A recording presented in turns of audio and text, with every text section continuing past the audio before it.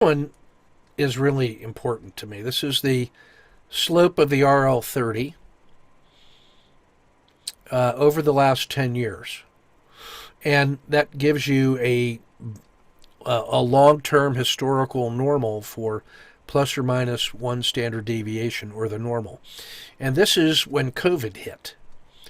Now, I want you to notice the characteristics of volatility in this area compared to the post-COVID.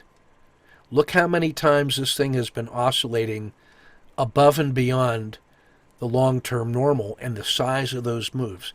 This is swing trading heaven.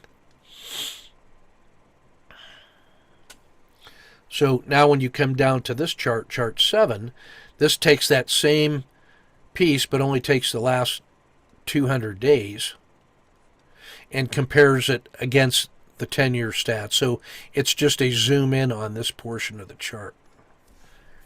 So these turning points, when it gets outside of 1 sigma, those are rock solid signals for shifting the bias.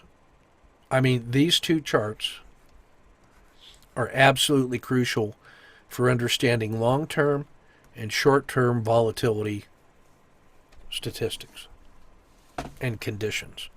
That is market condition.